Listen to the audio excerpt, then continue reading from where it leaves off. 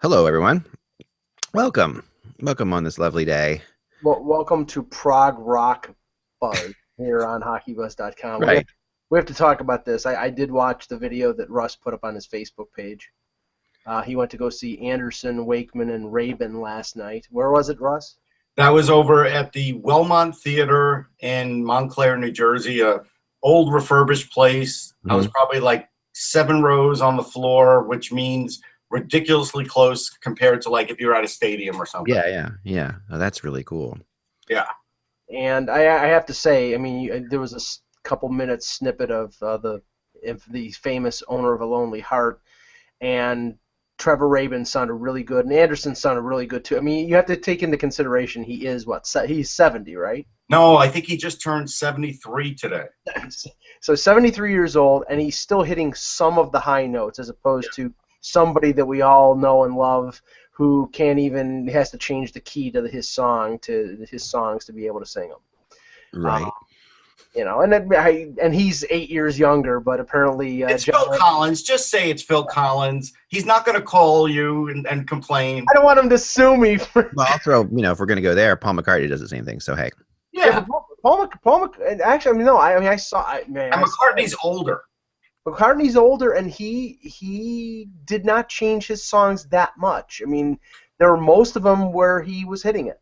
So He did, but maybe I'm amazed was like yeah, I mean a 3 little steps down. And that's a hard song. I don't even know why he would try it. Like, to be honest, it's just gutsy, in my opinion, at his age to try something like that. So Anderson's 72. Let's see how old Paul McCartney is. I think he's 74. All I know is that when you have to take a song down at least 2 octaves, you can't even recognize the damn song. No, that's not octaves. We're not taking it down 2 octaves. If there are musical people out there, they're rolling around now.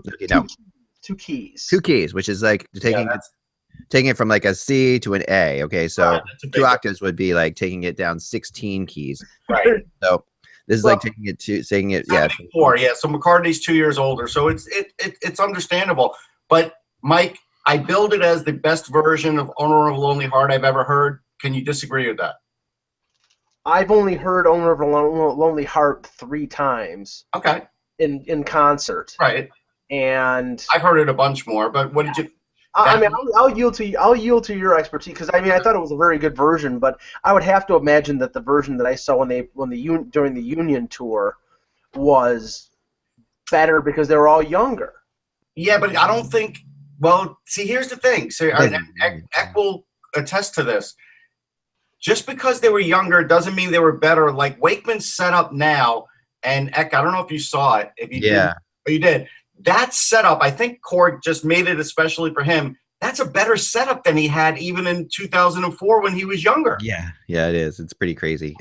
Wakeman used to have to bring a lot more equipment. He even talked about it. He used to have to roll in a pipe organ. He doesn't have to do any of that. Yeah, I think a lot of them are. Yeah, you're not rolling pipe organs around anymore. Roll in a church. Like Mellotrons, they used to bring Mellotrons with them on stage, like things like that, which are like giant. They have the way Mellotron works is every key has an individual tape loop on it, so you hit a button and so these are big tape machines, and they would be like 50, and they're really ridiculously heavy, and that's like the signs like you can think of when you think of like the flutes in Strawberry Fields or something like that. Right. That sound is a typical Mellotron sound, right? Where a lot of violins, a ton of violins in Genesis. What made this one song special, Eck, and for people if they want to check it out, they can go to my Facebook page and see it. What made it special was you had Rabin on one side, totally jamming, Wakeman on the other side with the guitar, totally jamming.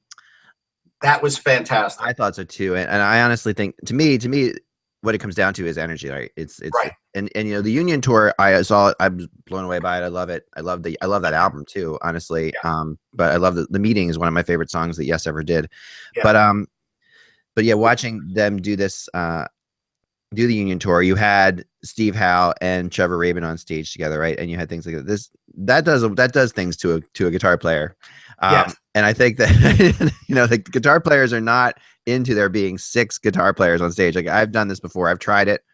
We had 2 guitar players for a while that were both lead guitarists, one from our band before we got signed, and one from our band when we got signed. And it was not a good thing. It was just, you can't Well, I refer to it as shift work. That concert, that Union tour. I mean, Bruford would come on for 2 or 3 songs, and then Alan White would come on for 2 or 3. And that's really not musical. Rabin rebelled on that, though. I don't know if you've ever heard the DVD, but the one that they used, which is great, is every time you hear, like, when both guitarists are on together, Rabin makes his guitar squeal.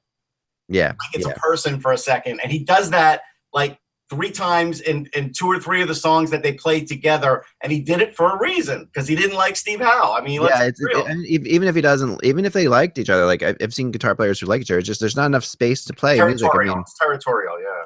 And so much of music is about leaving space for things to breathe, and you can't.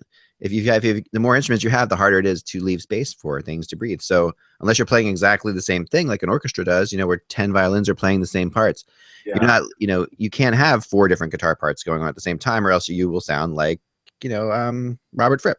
Yeah. So I've ranked the 3 best versions of Yes, and I've seen a lot of shows. I've been really close. Actually, for the Anderson, Bruford, Wakeman, and Howe, I sat in the section where the family sat, and so for 2 of those shows I was right up front. For this one I was right up front. All right, so here we go. So the classic one is you have John Anderson, Steve Howe, Alan White, Chris Squire, and Rick Wakeman. You can't beat that. And the last time I saw that was, I think, 2004 for this 35th anniversary tour. Maybe one time after, I can't remember. 2007 I might have seen them. So that's the classic lineup. We can't beat that. Okay. Then the next one is the one we're seeing now, which is Anderson, Rabin, Wakeman, Lee Pomeroy on bass, and Louis Molino on drums. Lee Pomeroy, I wasn't really familiar with, but if Rick Wakeman says it's the 3rd best bassist he's ever played with, and he's including John Entwistle and Chris Squire, I believe him. But I wanted to see it for myself. Yeah. I'm not disputing your opinion, Russ, but to me, any lineup that is the best Yes lineup has got to include Chris Squire. Well, it did. This is the 2nd best. Oh, and he's playing Chris Squire's parts. I mean, it's like, and I'm not saying that that's like, and some people can do that. That's a whole nother skill, right? Like there's people who can play guitar parts that are other people's parts, because you have to do that to do this. I mean, I've seen Pink Floyd as a good example, right? So I've seen Roger Waters live, and you've got guys who come on there and try to be David Gilmour, right? They got to play the David Gilmour parts, and you want that David Gilmour sound in those songs. You're not going to listen to Hey You without that kind of sound on a guitar solo. Right. But at the same time, you want that person to bring a little bit of their own thing, and that's a real hard thing to do. It's a real hard space to find, to sound like somebody else but yet sound different. Can I just take a brief departure here, because and then we'll get talking about hockey. I got one more to rank. Let me do the one rank, and then you can take the departure. So the classic Yes lineup, which has Chris Squire, Mike, is number 1. This one is number 2. And then the number 3 is the Anderson, Bruford, Wakeman, Howe, Tony Levin, who's the one who toured with them, Pink Crimson. And because it didn't have Chris Squire, that one I think was number 3. Tony Levin's really good. He's amazing. But he's not as good, I don't think, as even Pomeroy. Pomeroy took Chris Squire's parts and owned them. So he did play what you wanted to hear, and he added to it. Which is hard. That's really hard to do. And which means he spent a lot of time preparing for this tour. I thought Anderson, Bruford, Wakeman, and Howe was the best album that they've done. As far as music, it's a great album. Not in terms of like the newer corny. In post stylistically, it's fantastic. Post 90210.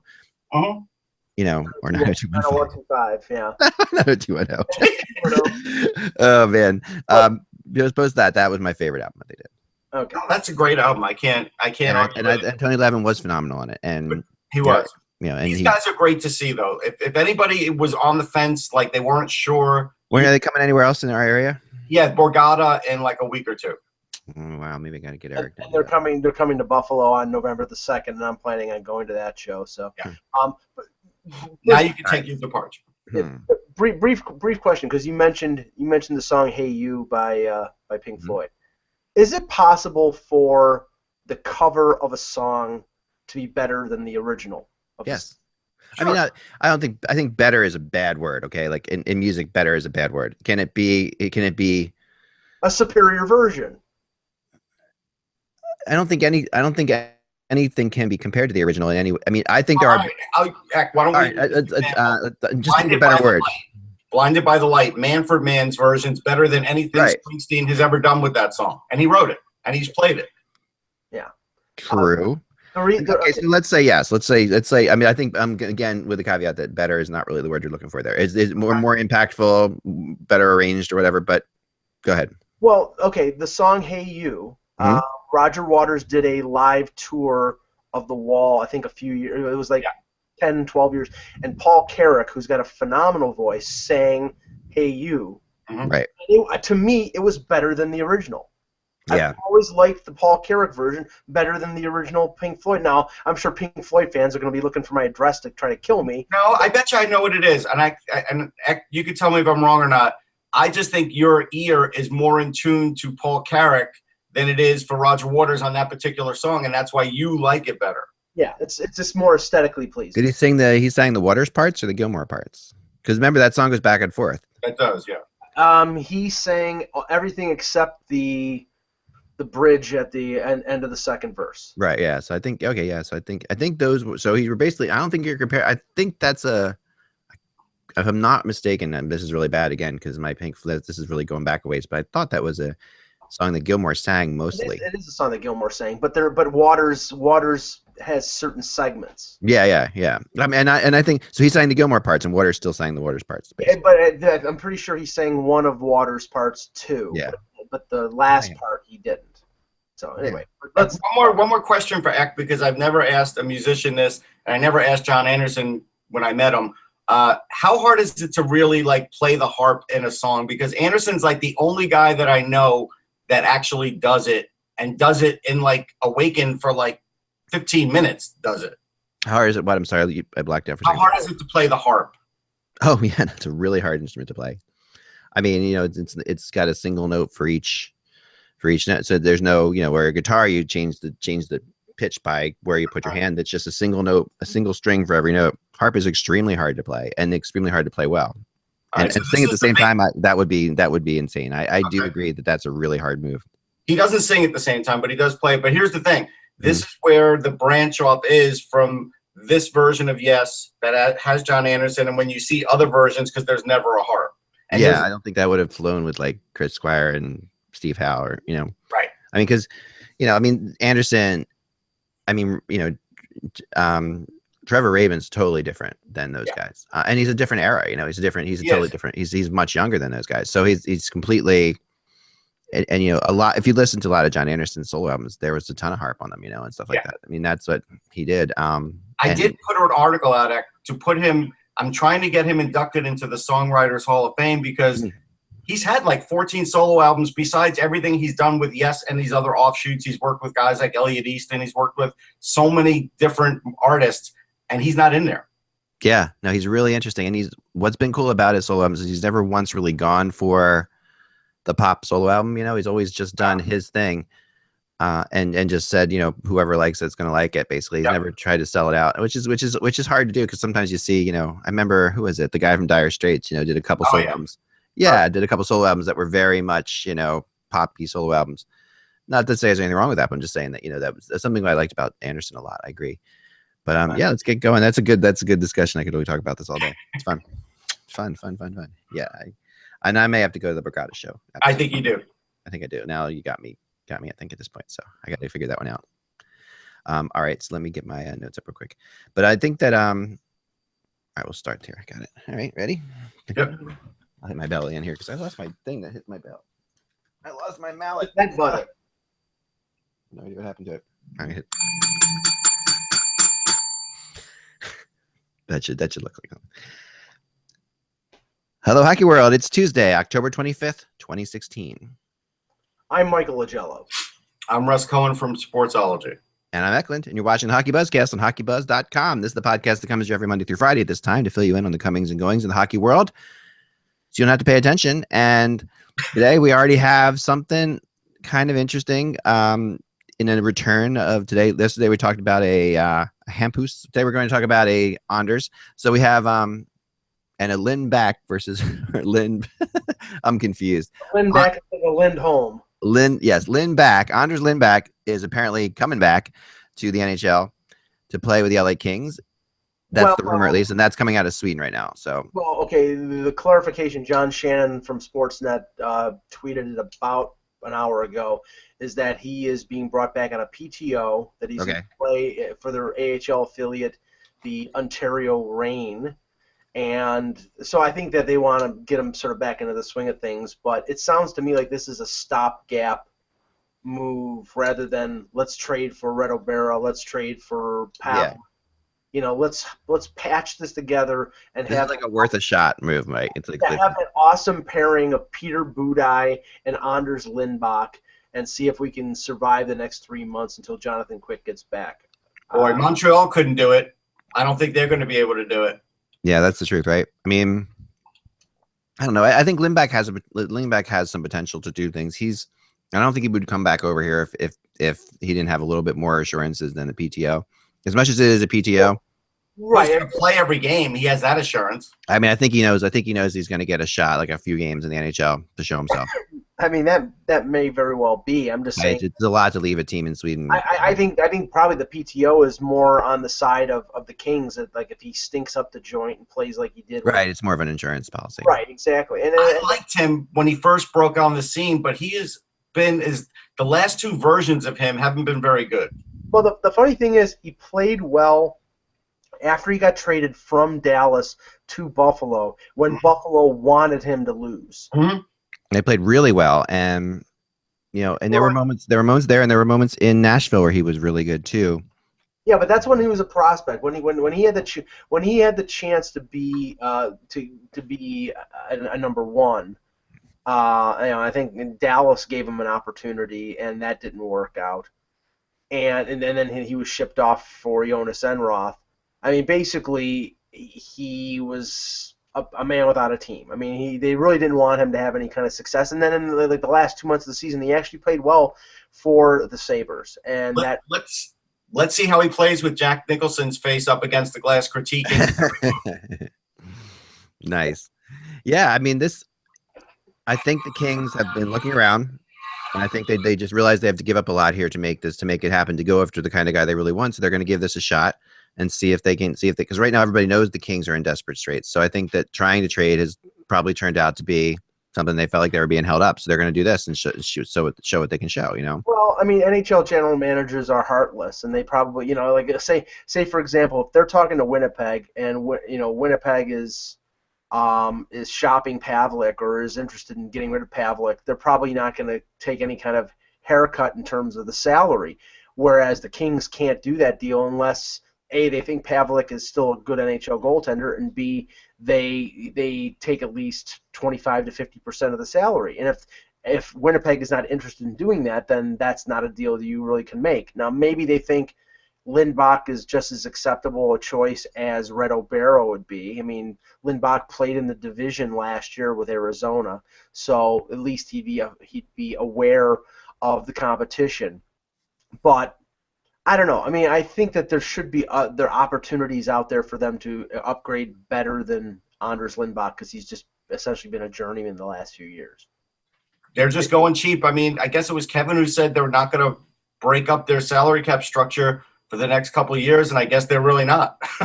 They're going to try not to. I mean, we'll see where this is in a couple of weeks. I mean, they have a lot of issues there if they just are willing to throw away the whole season. I think here's the thing: if they get Lakers bad, how bad is it going to be out there for fans?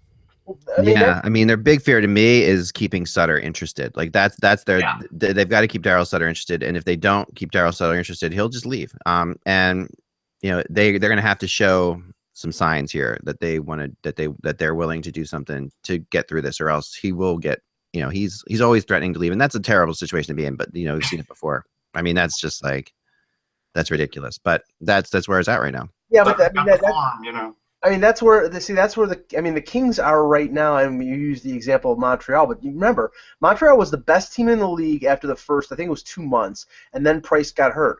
We're 2 weeks into the regular season, right?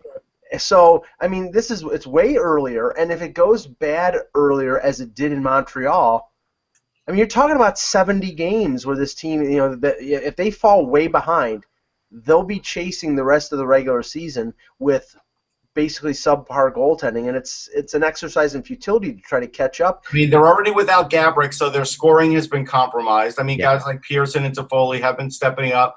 Carter stepped up a little, but they're already without one of their best scorers, and now they're without their best goaltender. This is going to be a tough road for even the LA Kings. It will be. I mean, I wonder how much or how long Quick's really going to miss, because I started when I talked to people, there were two sets on this. There were people say, oh yeah, he's going to miss 3 months or whatever, and then there are people, oh, he's going to miss 2 months, 6 weeks, 6 to 10 weeks. I heard all different sorts of things, and I think that.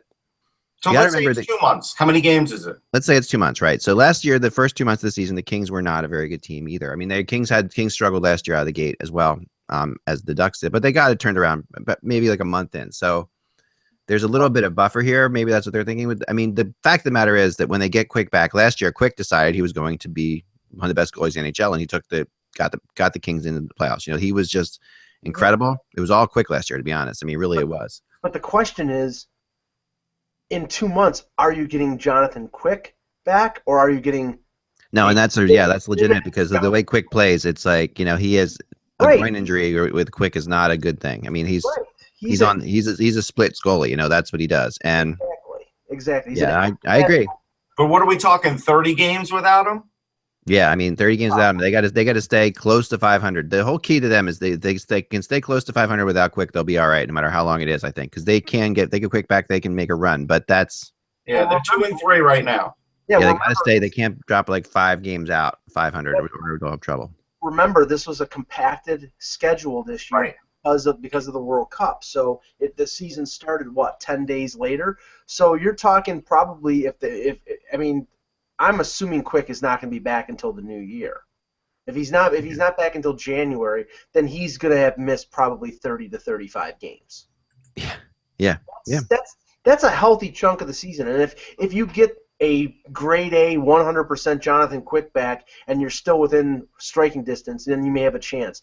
If you're getting back an 80% Jonathan Quick who's going to all of a sudden be a stand-up goaltender because he can't do the splits anymore, then you're in trouble. Well, this is the year of the goalie problems early on. You know, I mean, this has really been the year for whatever reason. We've had, you know, a couple years here. There were goalies sitting out. It's funny because I think this year a lot of goalies just signed with teams because they were worried. But 2 or 3, you go over the last 2 or 3 or 4 years, there have been goalies that have been sitting out there waiting for this kind of stuff to happen. Right. And, you know, like you'd always see those guys. And, you know, and this year there's just not any of them out there really. Because in the past couple of years, those guys have sat, and some of them have retired because they just sat and waited. But, you know, it's funny. This year we just don't have that. Most of these are World Cup related, like they played in the World Cup. They at least played in the World Cup if they didn't happen there. Yeah, I agree. And speaking of which, you know, Malcolm Subban is now the starting goalie for the Boston Bruins going into tonight's game against the Wild. I mean, this situation is not as dire as the Kings because, you know, Rask's injury is day to day. I mean, it doesn't. Khudobin is out for 3 weeks. That's a no, it's not too bad. And actually, it's probably good for the Bruins to see Subban. I mean, I think they really need to get Subban a couple games anyway. Yes, do you think he's getting to the point where they need to see him on a regular basis in the NHL? Yes, I do think it's at that point. I mean, how many years? To figure out how many games for the Kings. Sorry, I do think it's at that point. I spoke to him about a week ago. I was impressed with his maturity on and off the ice. Always have been. And I liked what I saw out of him in preseason, so much so that I figured he might get a shot this year if something happened. You know, we forget about with the Kings, too. You know, maybe they will give Jack Campbell an eventual shot. Never know. Yeah, that would be something. That would, you know, I would like to see that. Russ, that would be worth it. I mean, maybe I'm drawing the wrong conclusion, but to me, them bringing in Lindback smacks of not having any confidence in Campbell. Well, or they want to see more of they just recently acquired Campbell, right? So they want to see more pressure on Campbell more than anything else, like not wanting to throw all that pressure on him right away.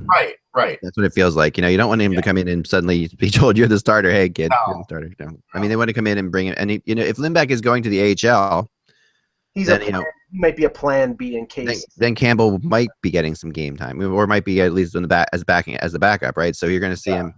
But back to Subban, I mean, I would start Subban over McIntyre. I know that people in Boston want to see McIntyre. He's the college goalie. He's probably from Massachusetts. I've never looked at it, but I would go with Subban because I think he's been building towards this. I think he was unfairly maligned when he came in that one game and he gave up like 3 quick goals. Yeah. Who cares?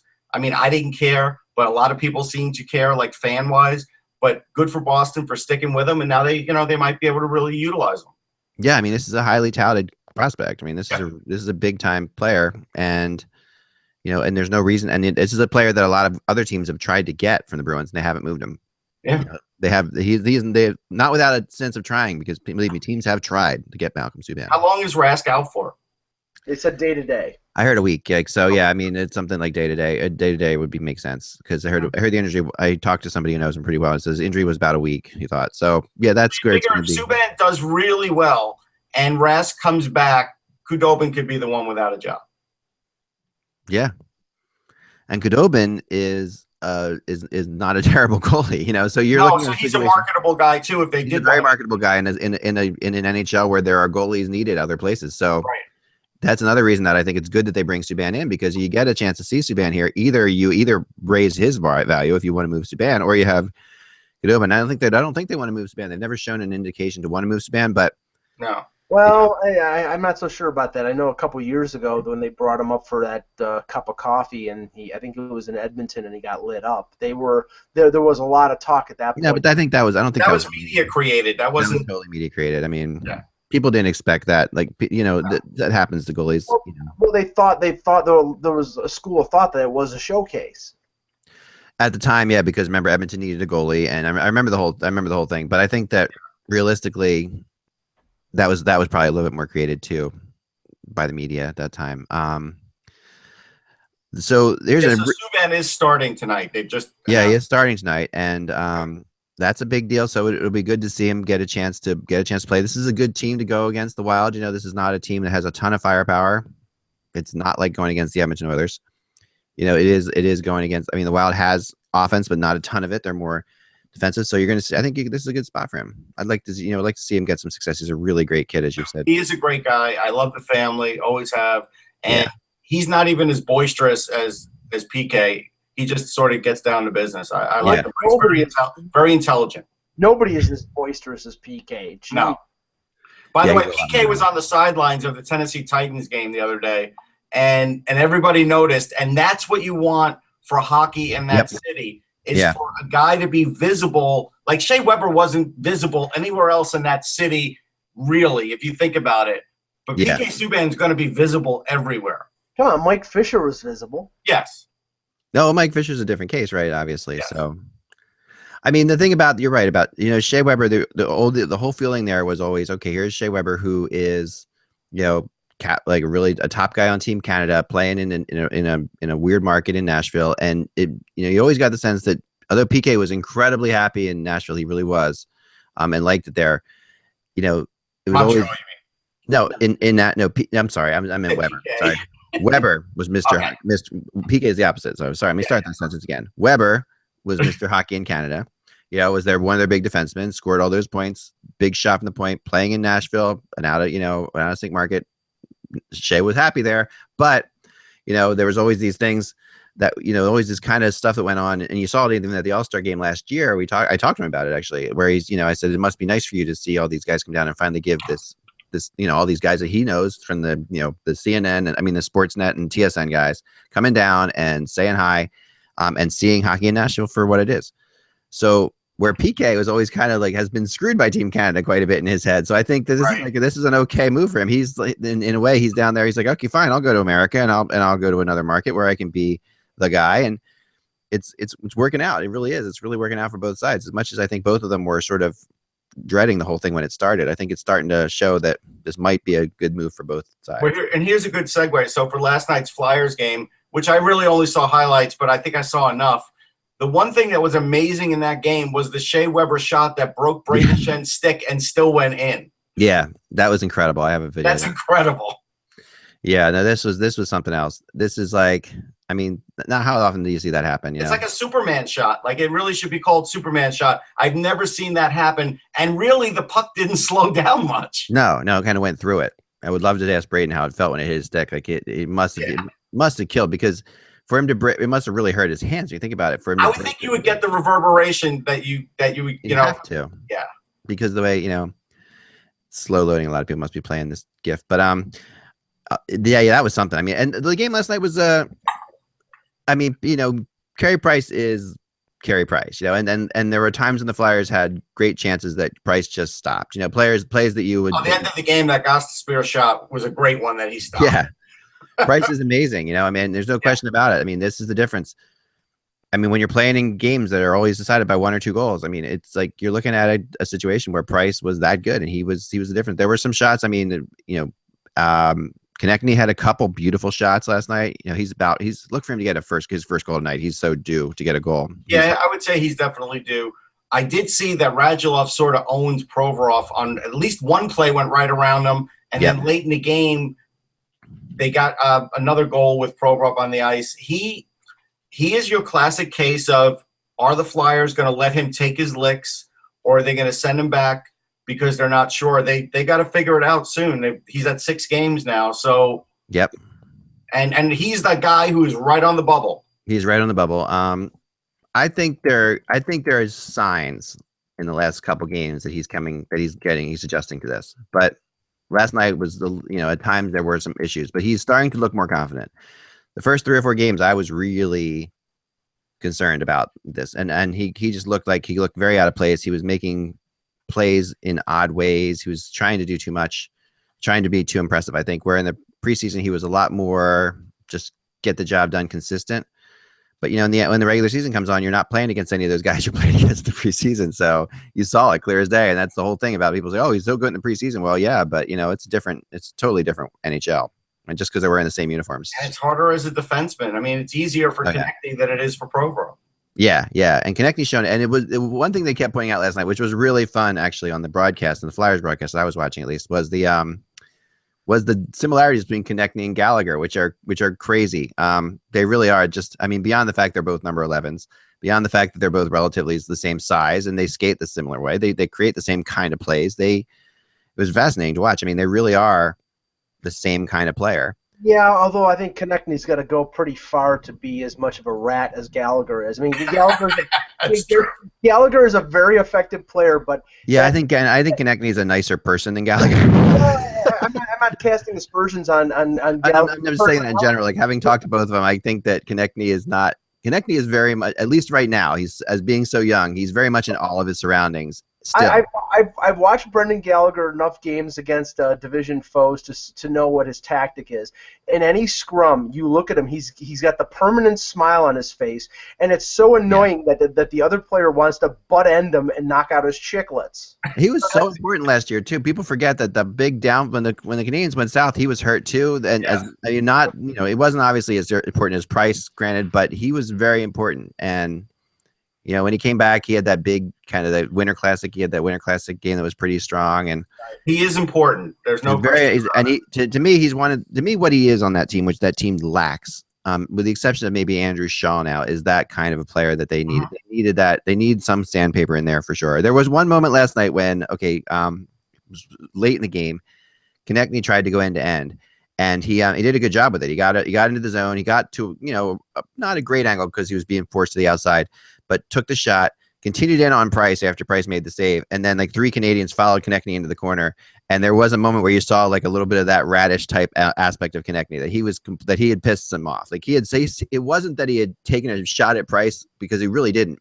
Right. He must have said something, because there was this immediate magnetic attraction to him, like that was this crazy and they all pushed him into the boards, and he was with his back, and just like he was still yapping away as Shea Weber and a couple of people came in. It's like a fiery rookie. He may have whispered something to Price. He said something, because that really and here's a guy who like literally was saying after his first game, I can't believe I just like played against Drew Doughty. Like he's a young kid who's just in all of his surroundings. But there he is going in, one-on-one with Weber and Price, basically, and, goes to the outside, takes a shot. Price makes an easy save on it. But it was one of those moments where you saw a little bit of that, and whether or not, watching him play in juniors, he had some of that for sure, right? He was a sandpapery type character. Yeah. So does Gudas play tonight, or is he playing Thursday? I have not heard yet. But yes, Radko Gudas is back in the lineup. I wonder who's going to come out. That's the big question, right? Because it's not going to be Brandon Manning, because he's been No, Manning's been terrific. I can't see taking him out. You know, it looked like, and you could back me up because you saw most of the game. I didn't. It didn't seem like Andrew McDonald had a very good game. Yeah, he had a good preseason, but he's had an iffy regular season. You know, I think so far. You know, here's I got the finally loaded up for me. So here's the goal from last night, the Weber goal. Watch this here. So here we go. Yeah, so we'll loop back around. So, sorry, the Shen's the first guy out of the point there. There you see the stick break in half. Stick's gone and the puck's still going. Yeah, with that much puck speed, though was on its side. Like it obviously changed the trajectory of the puck a lot, and it wasn't moving at 1,000. Although I'm sure the Mason haters blamed him anyhow. Yeah, Mason was very good last night. No, there's listen, Mike, you could laugh. Back me up on this. There's a lot of Mason. Oh yeah, well this is a typical. I wouldn't even say it's Philadelphia, but it's a typical NHL thing in general. That when you have a backup who's good, you know, the backup will always be the better choice, right? So that's like I'm well aware of the Philadelphia market's hunger to eat goaltenders for lunch. Because it's very similar to Toronto. I was going to bring up the fact that in the after the morning skate this morning in Toronto, Ken Campbell. This was a good moment. Sorry. I heard this. Go ahead. I heard this. Go ahead. Ken Campbell of the Hockey News asked Mike Babcock about the state of their goaltending, and mentioned not just that he asked him, Mike. No. You got to explain how this went down. Let me set it up. Go ahead. Mentioned the critique of Don Cherry during Saturday's game, Saturday's Hockey Night in Canada game, and Babcock's response was, as part of a longer response, was, "Holy bleep, let's just move on here." because we know, I mean, honestly, I love Don Cherry. I've watched him since I was a kid. We know what Don Cherry's shtick is. I cannot imagine in a million years if one of my writers said to one of these head coaches in the end, and Ken Campbell, I respect Ken Campbell. He's a good guy. He is.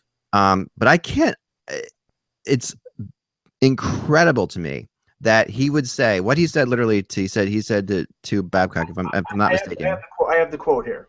He said the guy on Saturday, right? The guy on Saturday night is how he described it, right? Well, yeah, I mean, the guy. No, but that's important because he said the guy on Saturday night said, right, Babcock. Well, it's 5 games in, isn't it? So look around the stats in the league. Let's take a deep breath here. Response. It's been a pattern in the Leafs organization for a number of years. Babcock, I wouldn't know. I've only been here for 1 year. And the guy on Saturday night, this is the reporter again, Ken Campbell, said the Leafs goaltending has been lousy this year. At that point. And I'm just wondering, and he says the guy on Saturday night, Don Cherry, he said the Leafs goaltending has been lousy. Babcock's response was, "Oh, okay. Now I know where I'm getting my facts from. Come on, let's move on. What's next here? Holy bleep."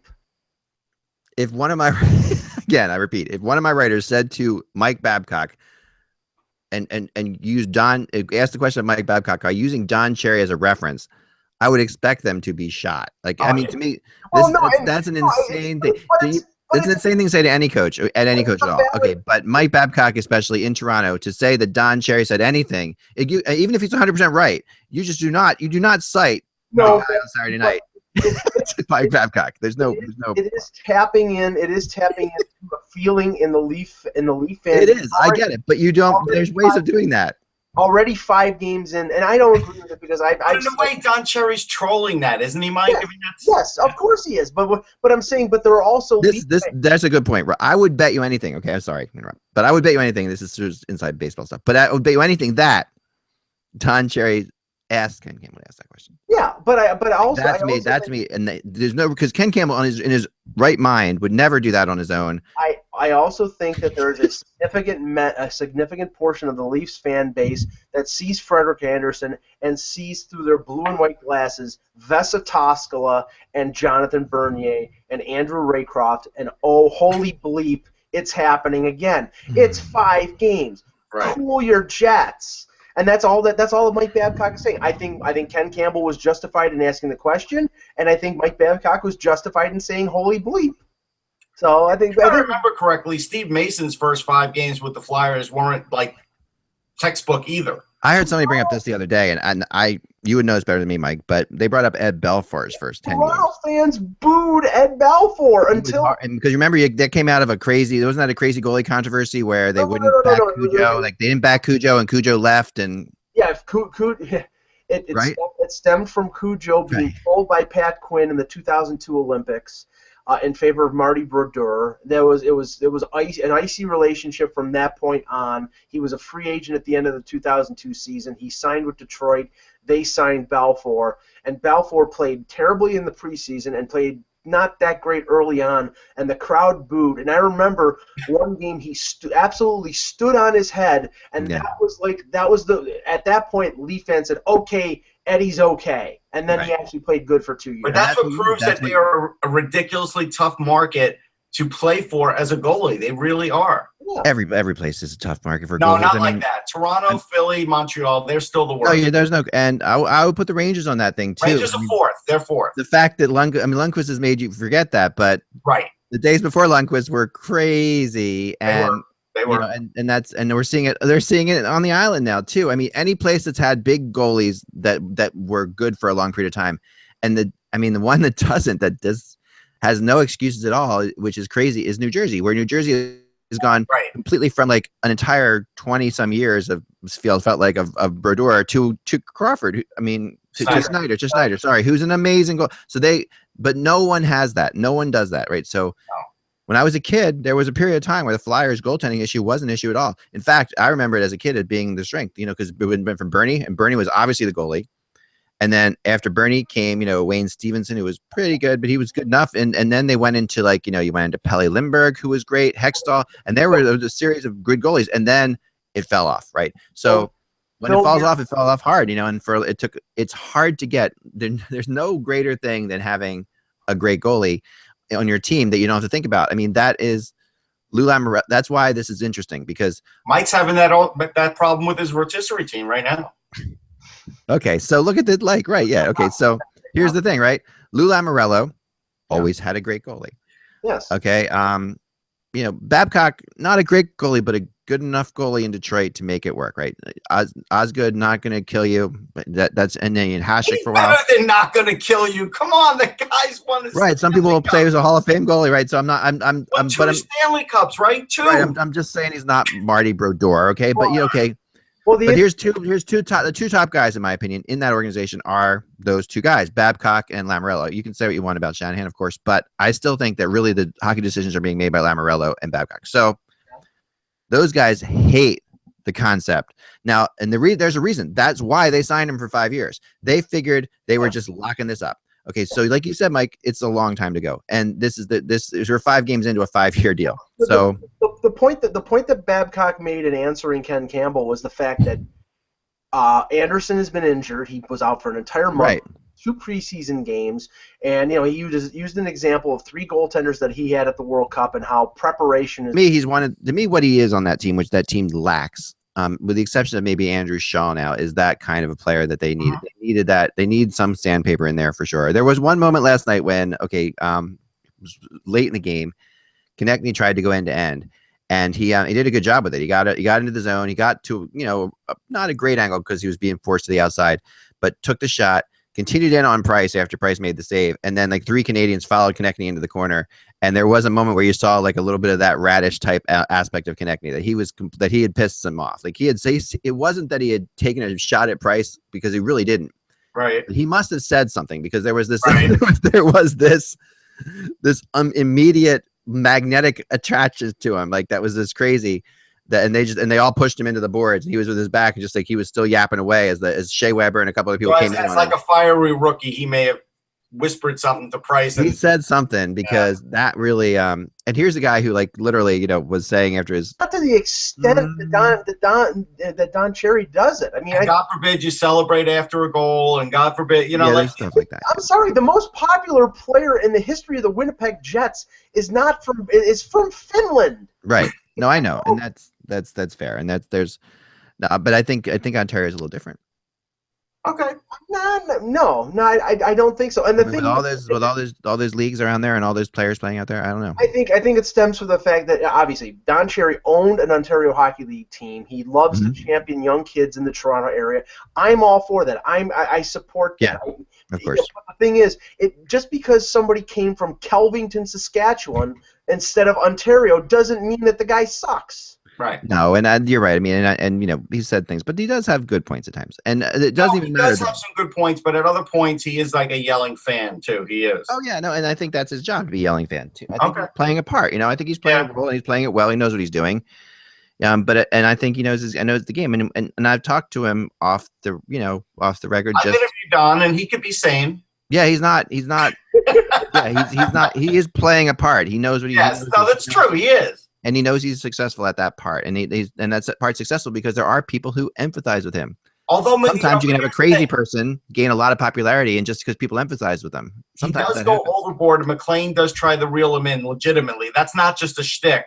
Oh no, that's not a shtick. No, that is real, and they does know put it. McLean on an edge sometimes. He does. Oh yeah, McLean's not. There've been a couple times when he's gone too far. McLean's. I wish we had a Ron McLean for our presidential nominees. Yeah, we could use a Ron McLean right now. We could.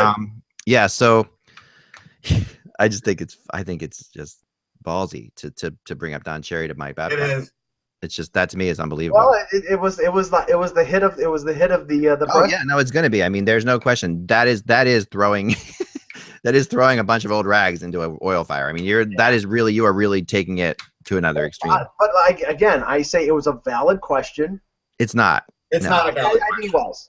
It's a valid question, but it's not. It loses its validity when you source it out to Don Cherry. Like it's one thing to just bring it up. This has been a problem in Toronto for years. This has been and that's okay. And Babcock said the classic answer there. Yeah, I've only been here for a year. That we've seen this before. That's a question you can ask, and Babcock knows. I mean, Babcock has been in the NHL for a long time. He knows that he's played against the Maple Leafs a lot. He knows that this has been a problem. Just because he's been there a year doesn't mean it. But I think okay. I don't know. I'm just you can't bring up. That's just not. I get that. I get that. Because then you lose it. You lose. Like you don't actually. The problem is this: you don't actually get the answer to the question at that point. Because once you bring up him, then he says, then Babcock says, well, then we know where I'm getting. And then he says, holy bleep, and we're done. But he actually. I mean, he did answer it eventually. Yeah.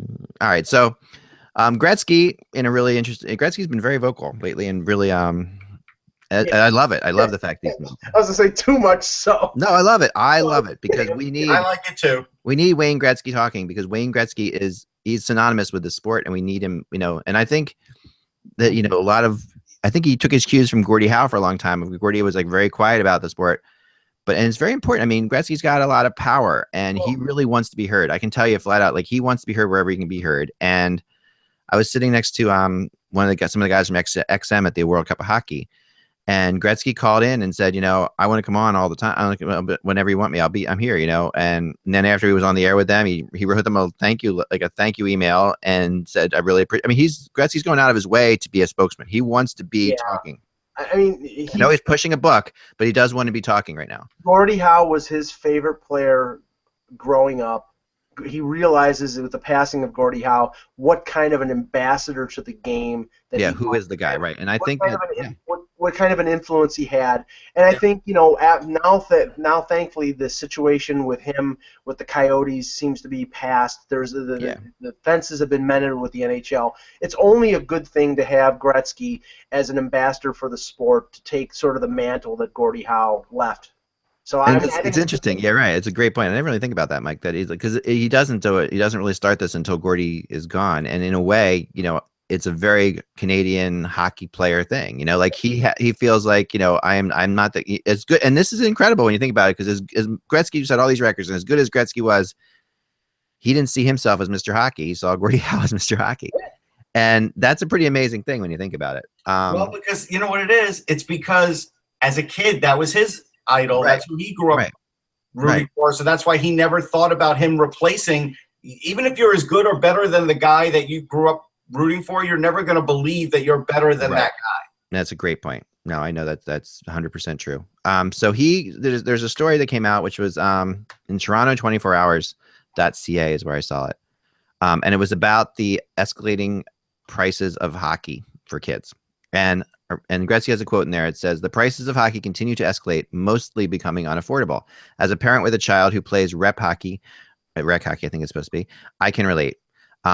Throw on the expensive equipment, extra practices, power skating. When does someone draw a line, and how can expenses be brought down?" So that's what he says. Now, there's a lot to this quote. A lot of different things. There's a lot, and as a kid who grew up in the 70s and 80s, I would have loved to have lived in this era, because there's more rinks, that's for sure. Yeah, the era I grew up in, not only was it expensive, there were no spots, right? So it was expensive. I mean, to put it in perspective, I remember, because I used to beg to play ice hockey. That was my thing, and all I wanted to do, I was a street hockey phenomenon, but I was begging to play ice hockey. Mm-hmm. My friends were playing ice hockey, and I remember the Gladiators in South Jersey. They played out of the Coliseum in Voorhees, and that was the team. And my best friend played goalie on that team, and I ended up with a bunch of his equipment because of it. And I used it for street hockey, even though it wasn't right for street hockey, but I just wanted to be an ice hockey goalie. So, but I remember at the time, to play Pop Warner football was $35 a year. I remember Little League was $13.50 a year. I remember that, $13.50 for Little League baseball. Right. And the Gladiators were $700. Yeah. All right. So at the time, and this in the 70s. Okay. So that was just insane. It was just no way. There was no way that was possible for me to play. And now I know it's expensive, but I know a lot more people who are playing. And I'm not saying that there aren't still a bunch of kids out there. I'll tell you what I can't afford to play. I'll tell you what I always say. First thing I always tell parents, if you want to be able to afford the sport and really just want your kid to play for fun, don't buy $250 sticks. Buy wooden sticks. Right. For That's sure. the first way. And go to Play It Again Sports and buy used equipment. Buy used equipment, yes. And that's a biggie, because used equipment is so much cheaper than new equipment. I know, because my daughter's taking goalie lessons now, ice hockey goalie lessons, because she's a soccer goalie all of her life, and she wants to play ice hockey goalie. So she's been taking some lessons, and I got her equipment, and it is crazy expensive. I mean, it's nuts. So, so that's the first part, just playing in general. And it's good. And this is where the Ed Snyder Foundation, things like this come into play, because they're making hockey more affordable to kids, but they're not really making professional hockey more affordable to kids. They're making just the playing of the sport, which is great. And that's really all that should matter, right? But the other evil of this that we don't really talk about is the traveling aspect. Oh, yes. If you have two parents that work, I just spoke to someone this weekend about it. I won't say who he is, but he's a notable guy, and his kid's into hockey. And when I mentioned that, well, he said his kid is, of a young age. I said, well, soon you're going to have to really start putting him on traveling teams if you want him to get seriously good at it. And he looked at me like, yeah, that could be a problem. Yeah, there's a lot of that. And, it happens in every sport now. I mean, specialization in sports is incredible. I mean, if you're not, if my daughter, who's played soccer really intensely now and plays, her high school team actually is in a playoff game tonight, which is fun. So I'm going to be going that, but she's a backup goalie. She's not playing. She's a freshman. She made varsity team as a freshman. But if she's not practicing 4 or 5 times a week now, she feels like something's wrong. She's so used to, if it's not just a practice, or if it's you're just going to work on goalie, you're going to goalie training this time, or you're going to go to skills training this time. And this is what's happening. This is what hockey's bringing in with the extra, this is what Gretzky's saying, with extra practice, power skating and stuff like that.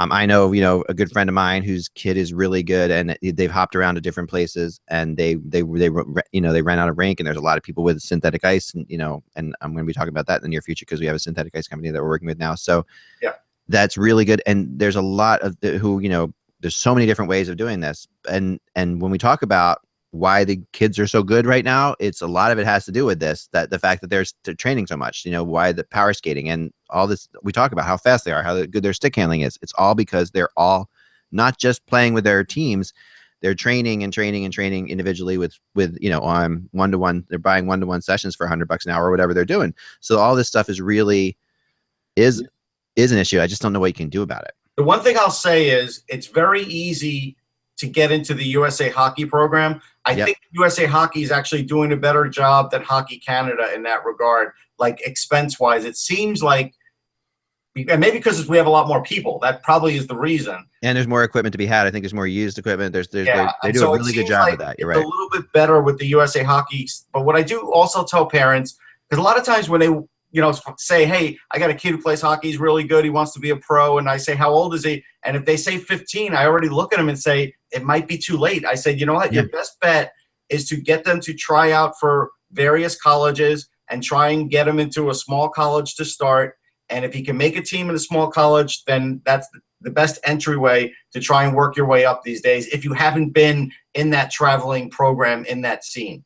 Yeah. And what I say to people all the time is as much as, they all want to, for in where I'm at right now in soccer is, she's a freshman. So I'm dealing with a lot of people on her travel team who are freshmen or sophomores, and they're all looking. There's a lot of parents who spend a lot of money, and they're starting to look towards, okay, I want to get a college scholarship out of this because I put all this money in, and that's one of their thought processes when they're putting the money in the whole way. A lot of parents are like this, which I think is a wrong way to do it. But a lot of parents do. You can't think that way. Right, because it puts a ton of pressure on your kid. Yes. And it also just, it's as corny as it sounds, they don't get to experience the journey, which is really important in youth sports. And, the whole process of, my daughter last year, for example, going to St. Louis to win the Maccabi games, that's a great moment for her. And, and she may never be a professional soccer player. I mean, there might not even be, there might be a women's league, there might not be, right. That's not her goal. I mean, she's an academic, really top academic kid too. But the whole point is she enjoyed that as for what it was and not to get noticed or recognized. So that's a big thing with hockey now too. And if you tell your kid they're in it to get a scholarship because you really really need it, it almost makes it like a job. It does make it a job, and it really puts a ton of pressure on them because so much of getting a scholarship is beyond their control. Oh yeah. There's so much luck involved in that. I mean, well, it's not even so much luck too. It's about roster formation. Like they know who they've got invites out to. They know who they're expecting this year, who they're expecting next year. There might only be 2 spots, might be 4 spots. There's a million things. Yeah, it's a ton, and I just think that, people just have to realize. Try to remember what's important. Try to enjoy the games as they happen. And enjoy the families that you meet along the way, because that, if you're especially on travel, that becomes a big part of your life. There's other parents. I spend a ton of time with the other parents on our travel team when we go away on a weekend to play a tournament, and that's what these guys are. You're doing in hockey all the time. And those are the people that you really, that's the good stuff. I mean, that's where the positive energy can come out of this. The other stuff will happen if they're good enough, and right. And and you can teach that to a degree, and to a degree you can. I mean, I don't know. I've watched some players that are just amazing and that have never taken any training, and then I've seen players who are taking all the training in the world and are good too, but can never reach that level of some of the other players who just have that natural skill, which is who knows where that comes from. So I do want to make one quickie point. Go ahead. I don't know if it's just today or if it's this week, but I saw that Jimmy Devellano has donated his 7 Stanley Cup rings to put on display at the Hockey Hall of Fame. That's incredible. Just the fact that he has 7 Stanley Cup rings. Isn't that amazing? It's amazing. I've got a crazy stat for today, and then we're gonna do the room tracker. Okay, here we go. So, crazy stat for today is this. You're gonna love this. The Nashville Predators, okay, right now, I'm looking. There it is. Have a power play percentage of 47.4%, which is very, very good. I mean, they're talking about it's almost 50%. Their power play is almost 50%. That's incredible. 47.4%, the Predators' power play percentage. The Chicago Blackhawks' penalty killing percentage is 46.1%. So it's very rare in the NHL that you see a team with a higher power play percentage than a team's penalty killing percentage. That is just think about that for a second. So that's a crazy number just for that to exist that way is insane. I mean, the Blackhawks have given up almost 1 goal every 2 times short. The Predators have scored almost 1 goal every 2 times on the power play. That's just astonishing. I mean, that is incredible. What's the more astonishing? Which one? I think the Blackhawks is, because the Blackhawks are. I mean, don't you? Yes, I think. I mean, the Blackhawks are a great team, and this is like that's. I mean, the Predators have a good offense. They're both pretty shocking. I mean, I wouldn't have pinned the Predators as being the best power play in the NHL for sure. I think the Blackhawks failing right now on the PK is a symptom of the fact that, I mean, they have their top 2 lines, which are veteran guys, but most of those guys, the young players that they brought into the organization, like Mott and Schmaltz and a few others, Rasmussen's playing. Well, they lost Teravainen. He was good there. Teravainen was a good penalty killer. I mean, they don't really have a deep bench when it comes to their PK, so they're using rookies. They're not going to use Jonathan Taves and Marian Hossa killing penalties because they're playing major minutes 5-on-5. So they have to get players who are in their bottom six to step up and play a penalty killing role, and right now they're not doing a good job. I mean, I think Toronto scored 1 or 2 power play goals against them on Saturday. I do want to point out one thing for Arizona Coyotes fans. If you want, go online, look for the Clayton Keller shorthanded breakaway goal. It's just unbelievable. He's a point a game right now with BU, and I know probably people thought I built him up too much. I really don't think I did, and I think he'll be in the NHL next year. I really do. Yeah. What a terrible draft. Him and Chychrun. Jeez. Yeah, there's a team that's going the right direction and is going to be a force. And I just want to point out again. Goalie. They better focus on drafting a goalie or signing a free agent goalie, though. They do need a goalie. Well, yes, they do. I mean, the next year is the year. You do have ambitious. There are some free agent goalies. They're going to be available. And and if I'm a free agent goalie, I'm looking at. I mean, put it this way: I would be looking at Arizona for sure. If you're in if Arizona has a good hockey team, you're not going to have trouble getting players to go there. No, it's true. It's a beautiful place to live, and it's just it's one of the nicest places in the world. I mean, they're a step closer now to sort of like getting, because they do need to get a big name goalie. That's probably the way they need to go. Yeah, you're not going to have any problem with that. As far as getting people there, and I think I don't think I have a problem getting a goalie to sign there either. I think they're a good enough young team, and they're still fun. They're fun to watch even this year, and they're giving teams trouble already. The problem is you got Mike Smith still making over $5 million for I think another 2 years after this year. That's an albatross of a contract for a guy who the last couple of years has had trouble. Now you're right, but he also though could still get good. I don't think Vegas is going to go for him. Vegas will take one high price goalie, and then they'll take another guy who's younger. The same way that it was done a few years back. That's the way you do it. You take one guy from the high end and one guy who you think has a lot of talent. That's why Mike Dunham got drafted by Nashville. And actually not by Nashville. Yes, by Nashville out of New Jersey. That's why they took Dunham. They'll take a guy like Dunham and they'll sign a guy like Fleury if he's out there, but they won't sign a guy like Smith. But remember, they got Dunham and they got Vaucoon, right, at the time. Nashville did. I don't think they'll draft Smith. I really don't. Nope. Yeah, Vaucoon was the Fleury type. Like they said, okay, you know what, we're going to go with him. He's a higher price guy. That's fine, but we also think Dunham can be the guy too. Yeah. Yep. Vaucoon was very good for the Predators for a while. He was. All right, so let's do the draft lottery simulator. Right. It's funny because people are really into this. Like I was just joking around the first time I did it, but then I got tons of people say, "Oh yeah, you got to do it every day. It's the way the show ends." I was joking too that day, but hey, everybody wants the show to end a certain way. So here we go. The draft lottery simulator is live. All right, so here we go. This is the third time it's been done. It doesn't work unless we have the drum roll. So all right, go ahead. We're the season to end today. A lot of people would be pissed off because there are a lot of games that weren't played, but this is how it would also be. The winner is the Philadelphia Flyers. Oh, there you go. All right, welcome. I will be honest, I don't think Flyers fans want this. No, I don't think they do either. But right now it's hard to get people fired up about the draft lottery simulator about winning it because it says your team is awful. But that's not. Although Flyers fans go look up Nolan Patrick. He's pretty great. Nolan Patrick would be a nice fit in Philadelphia for sure. I think they'd be okay with that. A long history of Patricks in the city anyway, so that would work. Yep. So there you have it. We'll be back again tomorrow. There's a lot of games tonight. Enjoy the hockey tonight. We got I guess you got the Maple Leafs playing against Tampa Bay. Tampa Bay, right. The question is, Stamkos goes against his former team. Oh no, I'm sorry, the other way around. Will Steven Stamkos get booed at the Air Canada Center? I think no. I think there's a chance he might. He better not. No, actually, I'm going to go out on a limb here and say, Leafs fans, if you boo him, there's something wrong with you. Something they take it as a rejection. They take it as a rejection. Come on. I mean, that would be such weak sauce. Remember, without the buzz, it's just hockey. We'll talk to you soon.